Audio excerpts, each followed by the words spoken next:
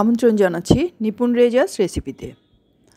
আজকে আমি সামুদ্রিক টুনা মাছ কিভাবে খুব সহজ উপায়ে রান্না করা যায় সেই প্রসেসটি দেখিয়ে দেব। কয়েক টুকরো মাছ নিয়ে সামান্য লবণ আর হলুদ দিয়ে মাছের পিসগুলো খুব ভালো করে মাখিয়ে নেব। এবার চুলাতে একটা প্যান বসিয়ে প্যানটা গরম হলে কিছুটা তেল দিয়ে মাখিয়ে রাখা মাছের পিসগুলো উল্টে পাল্টে হালকা করে ভেজে নেব। মাছ ভাজার সময় খেয়াল রাখতে হবে চুলার আঁচ যেন অবশ্যই মিডিয়াম থাকে। মাছের পিসগুলো হালকা করে ভাজা হয়ে গেলে এগুলো প্যান থেকে উঠিয়ে একটা ডিশে নিয়ে এক পাশে রেখে দেব। এবার আমি মাছ ভাজার প্যানে যে তেল রয়েছে সেই একই প্যানে 1 কাপ পেঁয়াজ হালকা করে ভেজে নেব। পেঁয়াজ ভাজা হয়ে গেলে এর মধ্যে আমি 4-5টা সাদা এলাচি আর 1 টুকরো দারচিনি দিয়ে দেব।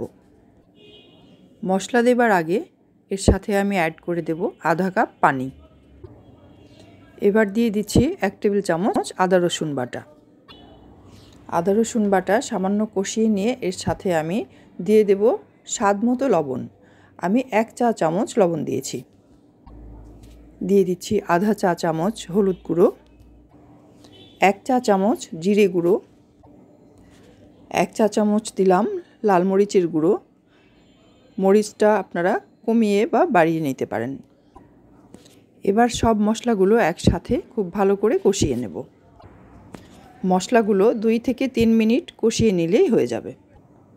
মশলা কষানো হয়ে গেলে ভেজে রাখা মাছের পিসগুলো এক এক করে মশলার সাথে অ্যাড করে দেব।